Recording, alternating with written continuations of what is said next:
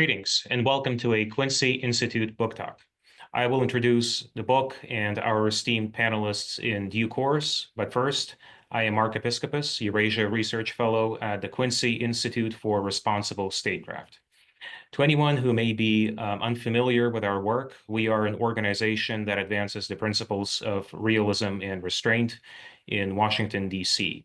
We work to steer the foreign policy discussion away from military entanglements and reflexive interventions toward rigorous diplomacy and engagement with the world as a better vehicle for advancing U.S. interests.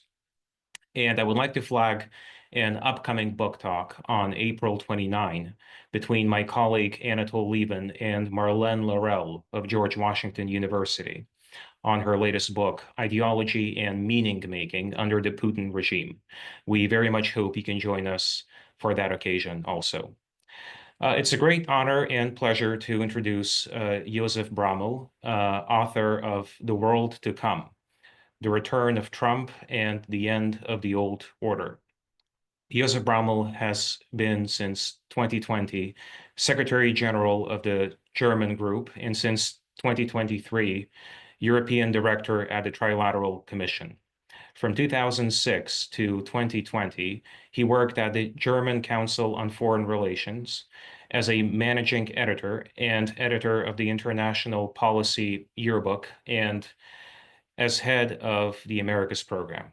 Previously, he was a research fellow at the German Institute for International and Security Affairs, SWP, project director at the Aspen Institute, Berlin, visiting scholar at the German American Center, and consultant at the World Bank, and guest scholar at the Brookings Institution. Thank you very much, Josef, for joining us today. And hopefully the co-author, Matthew Burrows, can potentially join us as well if we can get some technical issues sorted out. And thanks to our viewers for tuning in. We heartily encourage anyone watching via Zoom to pose questions for our guests using the Q&A button in the bottom portion of your screen. And I promise to make every effort to get to as many of your questions as possible. So, Josef, why don't we get started, if we can, with a broad framing question, just to familiarize our audience with the basic premise of your book. How has the world changed since the end of the Cold War, and what exactly is driving these changes? I mean, we can talk about the structural factors in the transition from multipolarity, from unipolarity to multipolarity, but there are also individual policymakers who have in many ways catalyzed, expedited, facilitated this process. And you hone in your book on one policymaker in particular, and that, of course, is President Donald Trump. So if you could just unpack for us these major processes and where do you think they're going? Thank you. Mark, first of all, thank you for having us, for doing this book talk. And I have to say, right at the beginning, Trump won't get all the credit. May hurt his feelings, but he's not the main driver. He's just one of those elements within a broader framework. You pointed it out with your questions. There are broader issues at work, and Trump, for Matt and me, my co-author, he's just the final blow to the end of the old order. So the old order has been on life support for quite some time. And to see that, we need to focus in where we are coming from. We came from hubris, end of the Cold War, game over, end of history. So we, the West, won, led by the United States of America. We not only had the best economic system, but also the best political system, and they went hand in hand. And so it was just a matter of time until Russia and, more importantly, China would be responsible stakeholders, to use the parlance of these days, to join in and to have a seat at the table at the casino, as the others would say, run by the United States of America. Saying casino, 2007, 2008, the whole system blew up.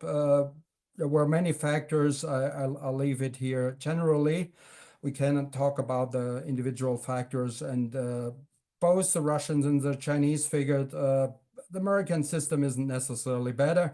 And so what we are seeing today is not the end of history, but an irony of history. Now China tries to be number one, and it's not China that has emulated to the US system, but it's now the US who is, yeah, copying mercantilism of China. So that's the irony of history. So now United States throws away its own guns that was free trade and open society and alliances, and tries to do what China has been doing. And Matt and I think that's a huge mistake because this Cold War 2.0 may end with a twist. It may not be the United States, but China who may have the upper hand. And Trump is doing everything to destroy the pillars of American strength, be it domestically or foreign policy wise. And that's a huge change now with Trump. But again, the sources were earlier, took some time. Americans were dissatisfied with the system. And that's the reason why they elected him twice. Trump would say three times to change not only the internal, but also the international system. Thank you very much, Josef, for that elegant précis. I want to get to China in a moment, but before we do, I was wondering if we can discuss the transatlantic relationship, which is certainly in turmoil. Everyone can see it. And, this is a relationship many decades, perhaps a century in the making, really. The foundations of it began after World War I. When Woodrow Wilson traveled to Europe, he was greeted as a rock star for everywhere from Paris to Krakow. He presented the 14 points, and he proposed ideas of national self-determination. And this was kind of the first American attempt by a US president to mold Europe in a way that America recognizes as promoting liberal democratic values. And then after the end of World War II, we had the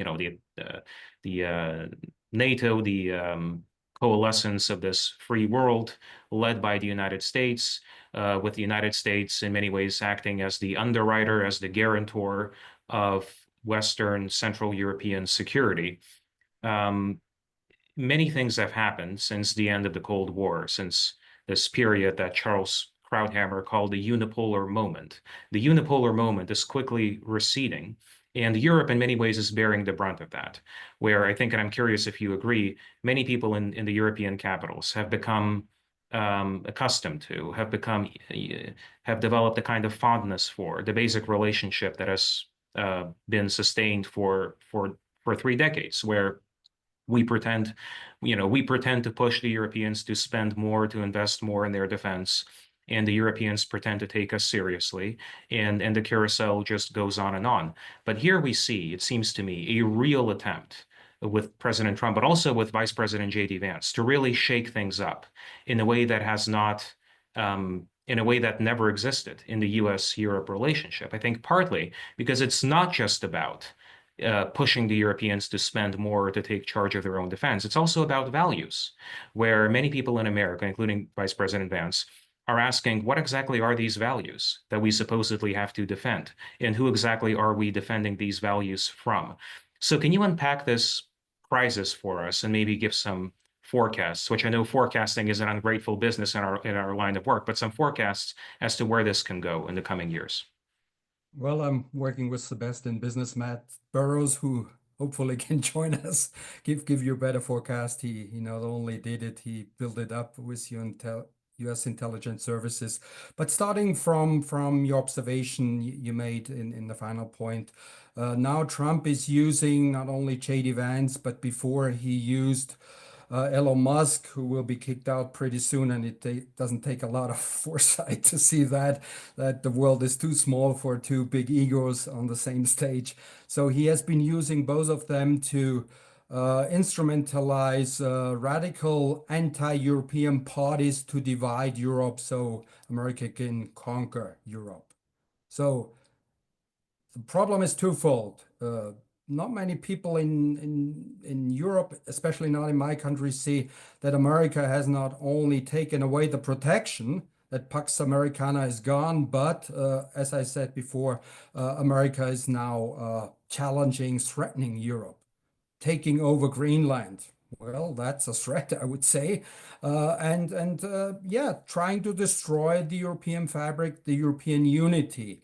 So this means a lot, especially for my country, Germany. We had two pillars. One was Western integration, transatlantic relations, close relationship with America, and the second pillar was European unification, and that took care of many things, especially the the German question. So Germany doesn't get wild again. I mean, you started earlier with the wars, so that was the bedrock of German foreign policy, and Trump shook both of them, and we would say, Matt and I, thanks to Trump, now Germans especially need to wake up.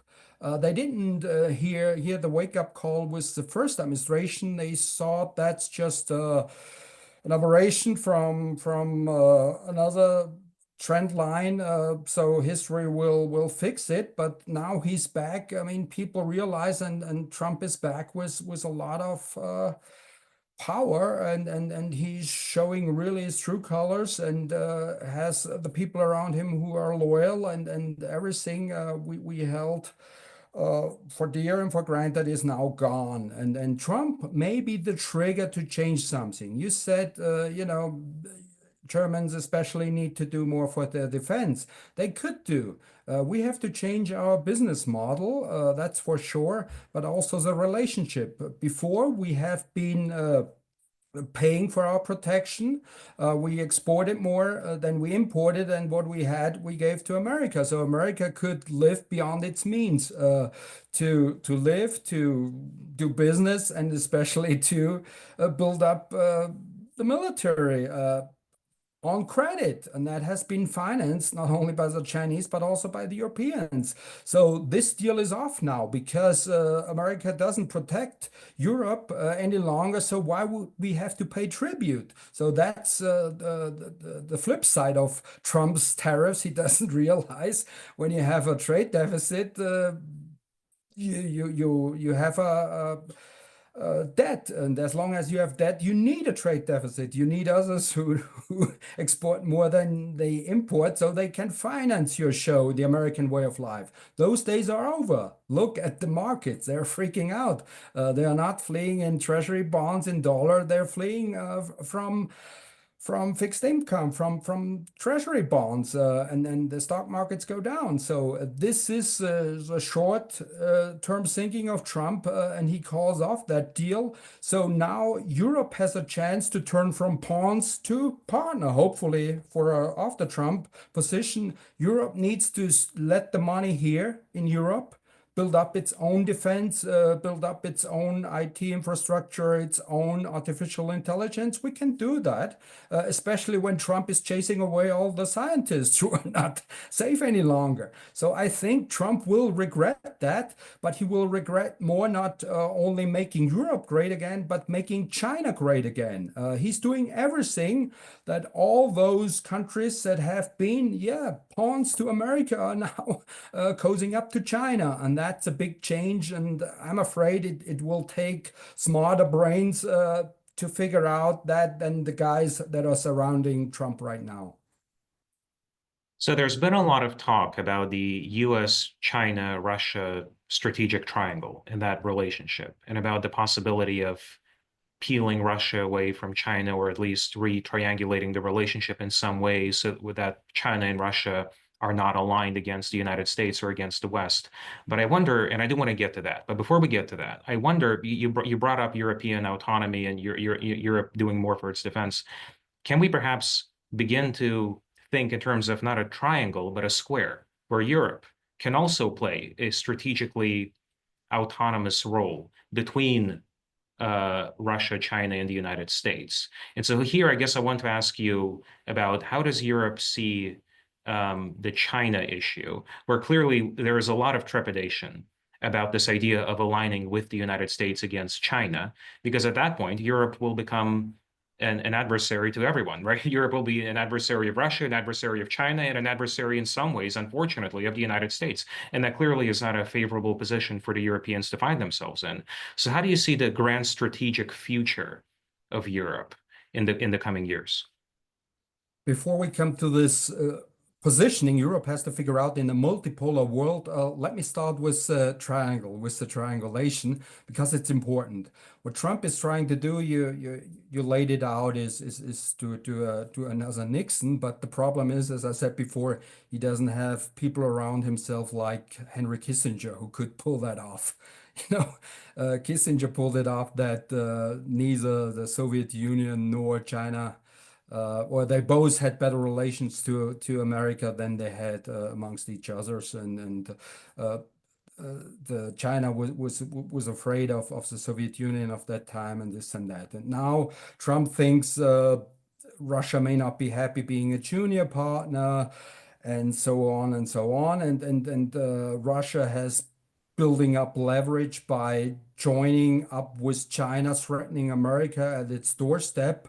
I'm talking about melting ice, clearing up the Northeastern Passage, so Chinese and Russian icebreakers could set up a new line that would allow China to export goods to Europe half of the time without American strangleholding, which America can do basically all over the world, but not here, and threatening America if the two of them keep teaming up. So Trump is trying to lure Russia out of China, and the price will be not only Ukraine, but maybe even Europe. So the price is he sells Europe for a slight prospect of Russia getting out of China's embrace. And I don't think the Russians are all that short-sighted. I mean, they know there could be another president after Trump that may not be as Russia-friendly, though they may keep their relationship with China, and they're even-handed because China needs them with the Northeastern Passage and for a few other things.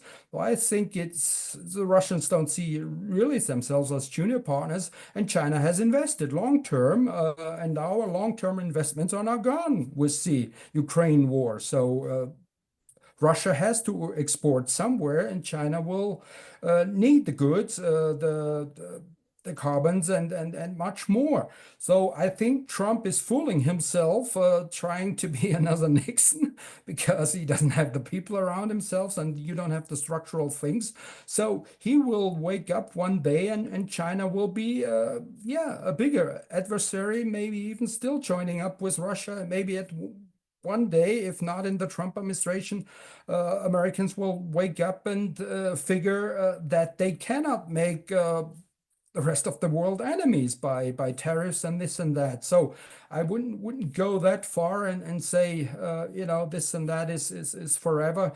Uh, you never know what alliances were. I mean, it took Pearl Harbor. That's something Matt brought into to our book. It took Pearl Harbor so America would get involved beyond its hemisphere in the Second World War, and all of a sudden the UK wasn't on the losing streak, and from this NATO evolved. I mean, who would have thought that before? So history can turn different turns, and who knows what alliances we will see. And we haven't talked about the global south. That's another important factor. That's something both Biden has ignored, and Trump ignores it even more. And I think we now have to get used to a multipolar world. And I'm afraid in America, in Washington in particular, people are still dreaming in their Krauthammer unipolar moment. And they can fathom a world where America isn't calling the shots. Maybe it takes China to teach America now a lesson on the trade battlefield. Trump realizes he may have to back down, and hopefully that gives some people an insight. But there is a danger that this trade war could escalate into a financial war and into a hot war. So World War III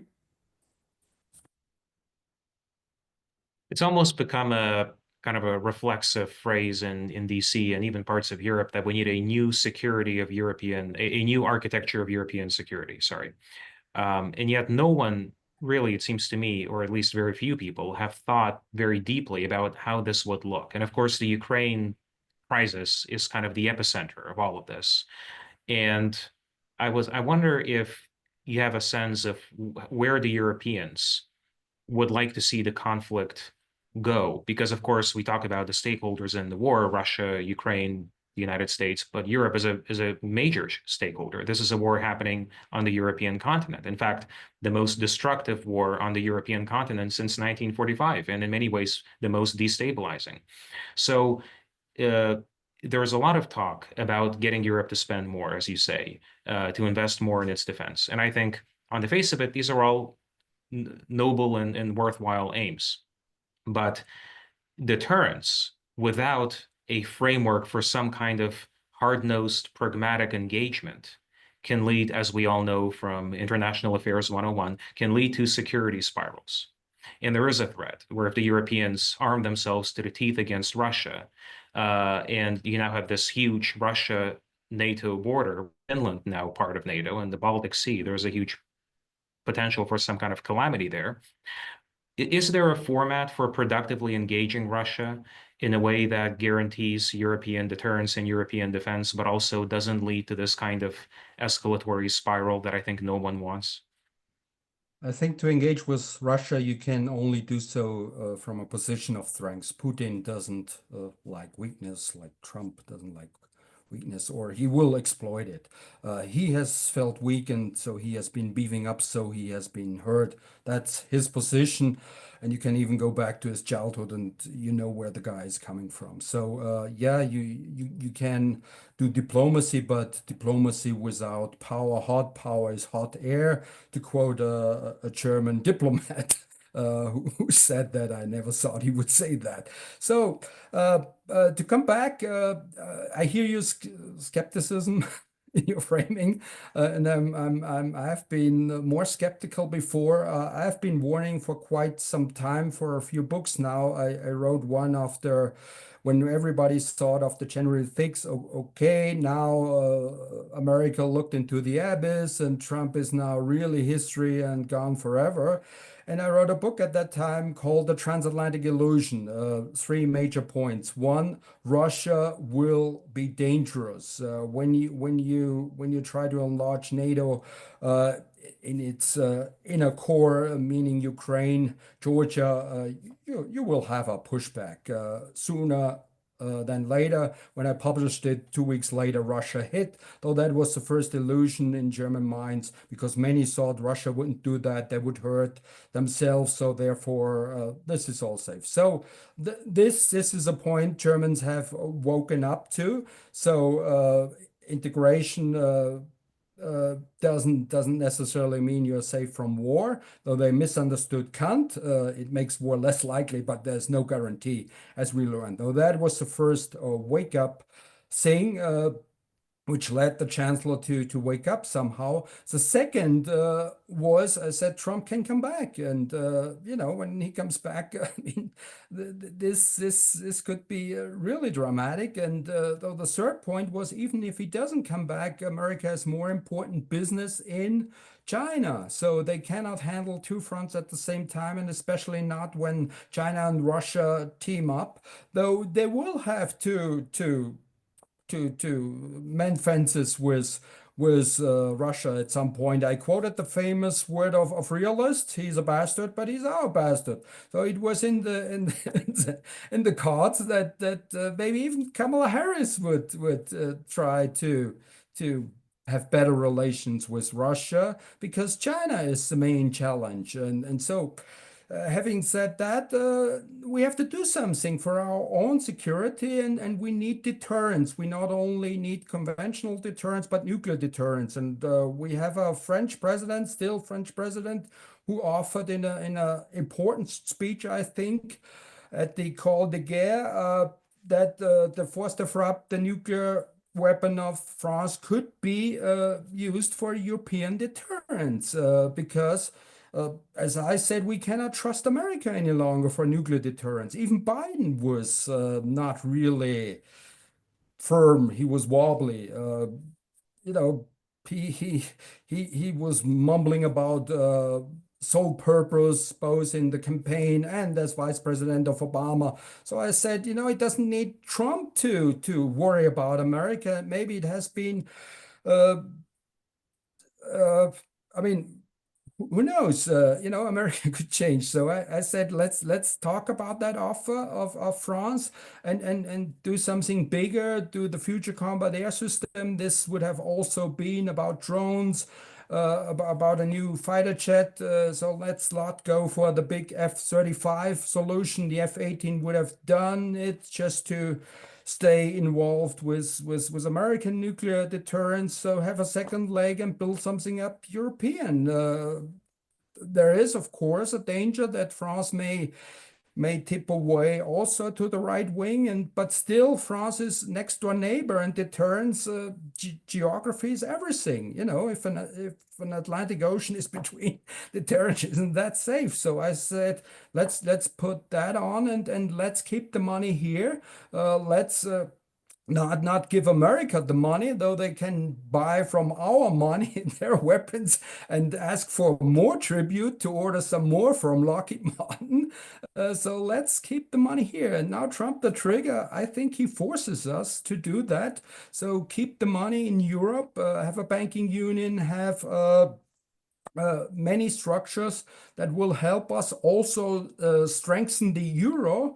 On this way, we also have a counter weapon to the dollar, which is used as a weapon. So America has been weaponizing the dollar before, and so all those things come together. And in this book, I laid out all the steps how we can organize not only military deterrence but also economic deterrence in a world where the economy is used as a weapon, as statecraft, as some say, and vice versa. The military can be used to force others to pay tribute. So let's get out of that dependency. Way back then, nobody thought that's possible that Trump comes back. They were amused, and now I think we're seeing the beginnings of that. Germany is willing to really engage in debt and also engage in common European debt. International markets need a safe harbor. It's not the dollar and T-bonds any longer. So let's keep the money here in Europe, also from abroad, and this will allow us to finance money. And the dirty secret is you don't have to pay back that debt. Or do you think for a second that America can pay back 36 trillion and another 10 trillion Trump is adding? So on this one, if you think broader, Europe could be really up for a major change, but it takes some, well, statesmanship or stateswomanship to really rise to the occasion. And I hope the new German chancellor is up for the job. His two predecessors weren't. Thank you. Before we turn to China, I want to ask two audience questions, and I want to, I guess, merge two of them because I think they touch on similar themes. Hugh Nicholson asks, is the Canada-US relationship permanently damaged? And then Elizabeth Block asks, I've heard that European countries are warning their citizens not to visit the US unless they have to. Is this true? And I figure as a European, you could have some insight on that. But also on the Canada question, what are the prospects like here, where you do have this in Canada, this tremendous groundswell of anti-American sentiment that has never existed before in US-Canada relations? Is the break permanent? I would say nothing in this life is permanent except for death, and some people even believe in an afterlife. So maybe there is an afterlife for the Canadian-American relationship, and there is life after Trump. I mean, world to come. That's the title of our book, to be more positive. So on this one, and I think maybe Trump even learns that he needs Canadians, and Canadians can really leverage America a lot. And Trump accept strengths, and he will see some strengths. But what I hear from my Canadian friends, they are really pissed, to use a diplomatic word, and it will take some fixing. That's another chance for Europe to really work closer with Canada and the rest of the world, the matter that has been threatened by Trump. I mean, there isn't a single country he hasn't gone after except for Russia. So who knows what's changing? But I think Europeans are worried. Students are worried. Can I still travel to the United States? Even the Trilateral Commission, I mean, we are talking about elite here, told me, listen, I mean, if I got trapped in the American at the American border, can you help me to bail me out? I mean, I would have never thought people would ask those questions. I mean, I've visited China recently, so maybe they won't let me in.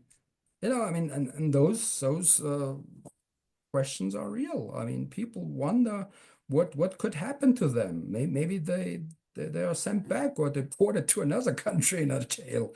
I'm exaggerating here, but what Trump has been doing, there are no rules any longer, and we do still hope there is checks and balances, and especially the Supreme Court. And the Supreme Court now is getting back somehow in action. But what's a lot worse to stay on that line?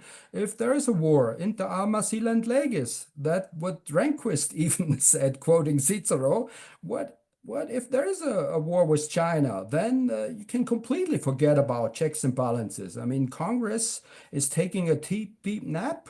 They are gone. They don't dare speaking up to their leader, and even the Supreme Court is weak. So people worry about the rule of law, not only internationally, where force is now more important than the rule of law, but also about the rule of law in the United States of America.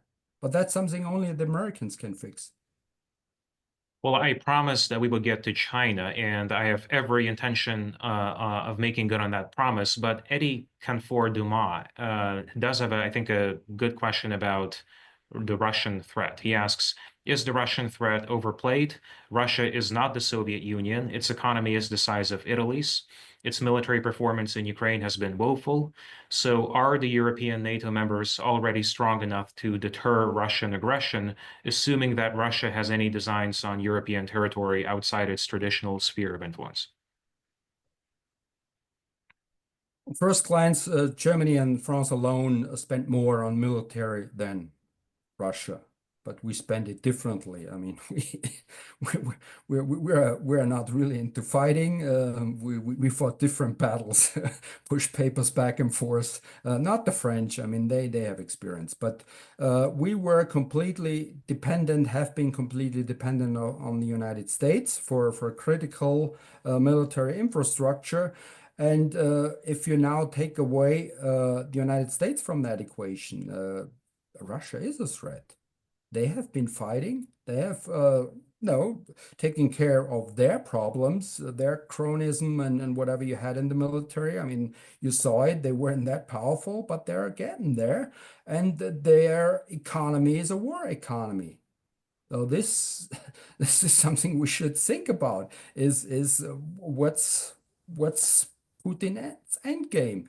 Before I would have said, yeah, security dilemma. If you move up too close to Russia, I mean, they do what Americans would have done if China came too close to to American shores, or if even the Cuban Missile Crisis. I mean, similar thing. I mean, world powers don't really like when another world power comes up too closely. So that was to be expected. But now I think Russia is revisionist, wants more of the pie, and we have to deter that, to come back to what we have said before. And you can only do so if you're really credible with deterrence. And the West hasn't been credible in the past to say another thing. The Russians may have seen how Obama drew a red line in Syria, and it turned out to be a pink line. They saw the heroic huddling out of Afghanistan, and then Putin may be forgiven to underestimate the West as not being strong enough. West didn't do much after he took Crimea. Now Crimea is presented to him by the American president on a silver plate forever. So why, when you look at his calculus, he can achieve something with strengths, and I would say now we need deterrence and we need that fast. And I think we should really talk with the French about nuclear deterrence because conventionally we are not there for quite some time. And Russia is there and they have fighting experience, and that's something that's more important than everything else. America has been in wars for quite some time, is using stuff here and there, even with proxy wars like in Ukraine. Uh, but Europeans don't have that. I mean, they know how to push paper and the French for something. And we also need the UK back, and we have to make a deal to get the UK back. And the UK now has learned that they don't have a special relationship with America, not with Trump. So I think we have now a coalition of the willing, France, UK, Germany. I hope Poland is also part of that team, and do something with common debt and really beef up and use our own military industry and be less dependent on America than we used to be. So then on the question of China, it seems to me we are dealing with fundamentally, paradigmatically, a very different approach, where we no longer see this kind of framework where our confrontation with China is a confrontation of democracy versus autocracy, of values-driven competition. We instead see something different, right? Trump does not see Taiwan as a forward outpost in the global war between autocracy and democracy. So it seems to me, and I'm curious if you agree, that we've traded the Taiwan crisis for in some ways, more stable, but also a more dangerous form of competition, where we are now trying to renegotiate the terms on which the United States engages economically with China. And here we're talking about, and your book mentions this as well, it talks about this quite a bit, this idea of the undervalued yuan, which is being used as a means of flooding Western markets with goods. And the system relies on an undervalued yuan, but also an overvalued dollar. And there is a perception in this administration, in the Trump administration, but even I think more broadly, that this kind of economic arrangement, it does not reflect American economic priorities. And there is a need to renegotiate the way we engage economically with China. So how do you assess the tariff issue and this whole economic game of chicken that we're playing with the Chinese? Where do you think it can go? It seems to me we have, lots of levers against the Chinese, but the Chinese have lots of levers against us. And so we are in a kind of economic mutually assured destruction scenario. And the Chinese so far have demonstrated very little desire to cave in on any of the specific points that the administration has raised in terms of currency manipulation, barriers to trade, all of these big structural issues. So do you see the potential for some kind of a deal, an economic grand bargain between China and the United States that could set the foundation for a new US-China economic relationship? There is a hope for a deal, and the Trump administration, I guess, has a deal in mind, but I'm doubtful that deal will happen. Uh, there is much talk about the Mar-a-Lago Accord. I wouldn't be surprised if this accord would be ventilated somehow before September, so 40 years ago, 22nd of September 1985, there was a Plaza Accord. When America felt that the dollar was too strong, and other currencies needed to be stronger to help America export its way out. So way back then, American allies had to give in. Germany, Japan, they made their currency stronger to help America export better. That was then. Now, if Trump tries to do the same with the Chinese, why would they do that? They have learned, what happened to the Japanese. After that, they had not only a decade, but sometime longer, a real economic problem. They had deflationary tendencies and much more. So Chinese won't do that, and they don't have to do that because Japanese did it because they needed American protection, Pax Americana. China doesn't get Pax Americana for America. China is threat number one, and I come back to that in the end because it's all about primacy. So why would China do that? And they do have leverage. America will try to do that, and also trying to switch over, bonds that will mature rather sooner than later into 100-year bonds, the zero coupons. So people who are still stupid enough to invest in American T-bonds will wake up and all of a sudden they have 100-year bonds they cannot give back before they mature in 100 years. And that's the Trump Plaza Accord dream. This way, you don't need dollars to refinance America, and so the dollar would get cheaper, and so on and so on. So this is a pipe dream, and the Chinese know that, and they can now even pressure America. So I don't think America has leverage. It's China. America needs goods. I mean. I wonder what happens when Walmart's shelves are empty and people are really, really worried about it. They're not only having inflation, something Trump was elected on to put down that's going up. Goods won't be there, rare earths won't be there. So China has leverage on the trade issue. They can hit back and they can hurt America really big time on the financial issue. I mean, you have seen it. People fled Treasury bonds and the dollar. And China could cause some more panic on the markets, even outdo Trump with his short-sighted remarks of firing the Fed chief and so much more. So yes, I do have leverage, but what's the end game? If Trump realizes everything he does blows up in his face, I mean, he will need a scapegoat. And I'm afraid people are stupid enough and they will take his line.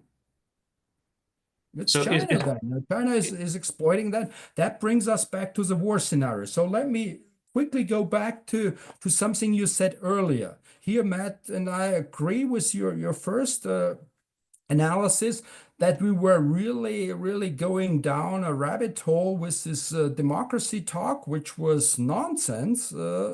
I mean, you have a president that isn't. I'm talking of Biden, that isn't considered as the legitimate president by half of his country and by most of the congressmen and senators who holds a flag up of democracy to fight against autocracy. I mean.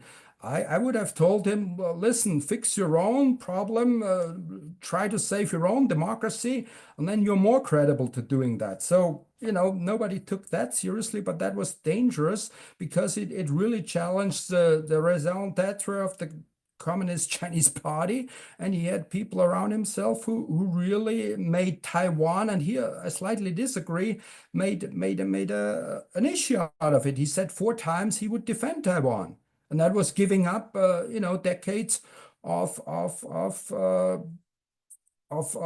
policy that kept peace, of ambivalence. We don't know what we do. We don't want to give Taiwan an incentive to drag us into a war to claim independence. And here there's an absolute red line for China. I don't have to tell you that as a China expert. That's probably something I've read from you. So here. I think the Chinese are more happy now to talk about trade issues and those things. And Trump isn't really an ideologue on the democracy thing. And he actually likes the power Xi has. And he definitely is ready to sell Taiwan, as Nixon did, by the way. I mean, Taiwan has been sold before to triangulate, to come back what we said before. So Taiwan maybe sold again, but this time to avoid a third world war. So on this one, I think Trump is an improvement. Biden was really playing with fire. This was dangerous, highly dangerous. You know how close we were last summer. And now with Trump, I mean, there could be a deal, and it's not about red line issues for the Chinese with Taiwan. I think it's all about business now. Though the business of America is business. Trump, like the Godfather, doesn't like war because it's bad for business. We have, Hopefully, that's a positive scenario. I yes, gave you the negative scenario before. we have two questions on the broader outlines of the international system. Bertrand asks, does the speaker see a role for international law? And Hope asks, do you think sustainable development and environmental protection will be at all prioritized in the new order? And you do mention at the very end in the book this idea of a new concert of powers that can get together and discuss big issues. And I also wanted to invite you to maybe flesh out this idea. Because it's something I've been thinking about a lot as well. Is there a potential for maybe kind of the World War II, Yalta, Crimea summits between Trump, Xi, and Putin? Could this maybe be done under the UN? Could the UN Security Council be a platform? But clearly, we need this. We need some kind of a framework for dialogue on the big strategic issues between the great powers, and we currently don't have it. Trump has repeatedly said that he would be open to some kind of a summit with Trump and Xi. Is that a positive sign? And how do you see the kind of clearly we're entering a period of great power competition, but there is, I think, a potential for cooperation as well. What kind of framework for cooperation do you think will emerge from all of this chaos?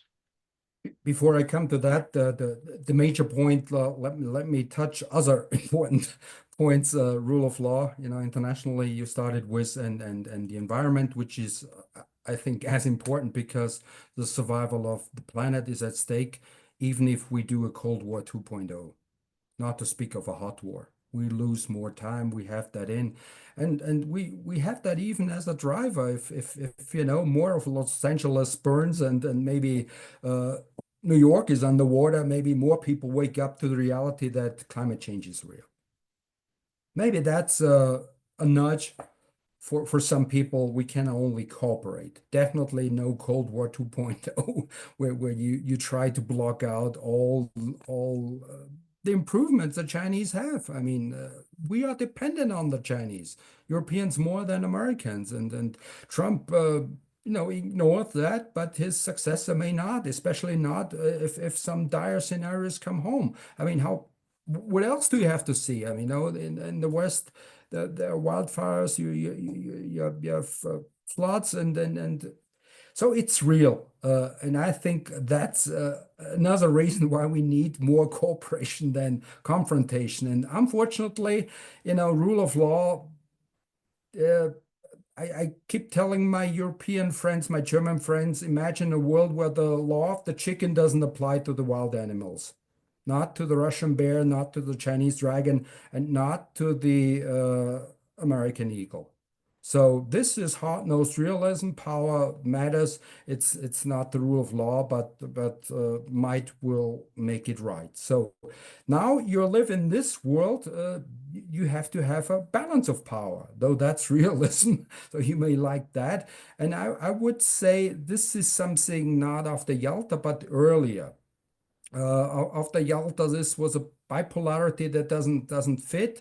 We have a multipolarity, and maybe we can have something what we had the 100 years after the end of the Napoleonic Wars, beginning of 19th century, after the Congress of Vienna, where the big powers said, okay, status quo is key. We don't want revolutions to challenge our governance structure, one would say today.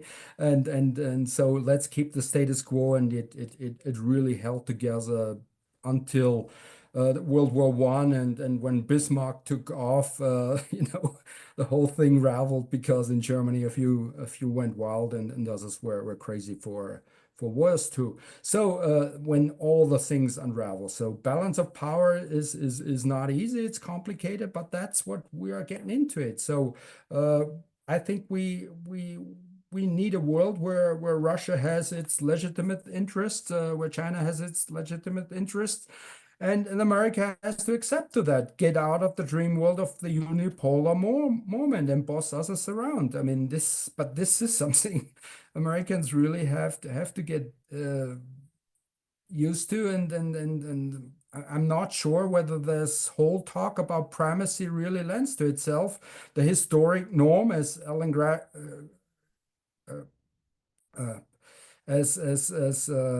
the Harvard scholar, what's his name again? Graham Allison says, if a challenger threatens an established hegemon, most of the times there is war. So the Thucydides trap, we may be into that would happen before World War One. Germany, Russia, Germany, and Great Britain.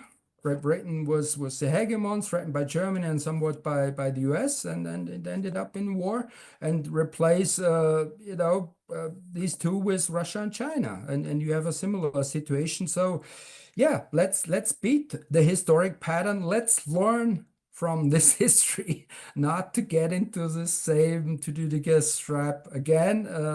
We can cooperate, especially since we need to do something to save the planet. Well, as much as I want to get away from Russia, I'm afraid the Q&A, the chat keeps on dragging me back in. So I guess just to pick up on what you said, the concert of Europe relied partly on Metternich's genius. This is one of the most brilliant diplomats, I think, in the history of diplomacy. But it also relied on the big actors being status quo powers. Is Russia a status quo power, given what the argument you lay out in your book and what you've just told us here today? And could Russia become a status quo power depending on the outcome of the war in Ukraine and some kind of a durable settlement being reached? And this gets to Stephen's question in the chat. What do you see as the likely outcome of the Russia-Ukraine war? Will it end with Russia having succeeded in annexing the 4 provinces in eastern Ukraine? I mean, Trump's idea is to give Crimea and the Donbass basically to Russia, or whatever Russia has now. No NATO enlargement, which wasn't in the cards anyway. I mean, Biden administration wasn't willing to give into that either. So yeah, and do away sanctions. I think that's an illusion on several fronts. Trump cannot do away with sanctions without Congress. Congress got him already before, when he was too loose on Russia. So you had a bipartisan moment where Congress, in his first administration, blocked him to cozy up to Russia. So this one cannot happen, and I think Putin has no incentive to stop now. He has the upper hand, and he's trying to make Zelensky a scapegoat and give Trump, who has a short attention span, to walk away like he walked away from North Korea. He had wild dreams there. I don't see that his diplomats, who are not really diplomats, really see this through. I mean, the Russians have experienced hands, and well, Trump has people who know more about real estate than about diplomacy, and I don't see here America being really thinking through the options. So I foresee a scenario that Europe may be there on its own, and now we have to decide. Can we beef up Ukraine? What do we do for Ukraine? What we do for our own deterrence? And we better do that fast, because America will be gone pretty soon, and that's what State Secretary Rubio said. Take it or we leave it. Well, in the brief time we have, but I do have to underline that our time left is unfortunately quite brief. Part of the whole discussion. Maybe we should do another one next time with Matt. Absolutely, I'd love to. Yeah, and I apologize deeply for the technical issues.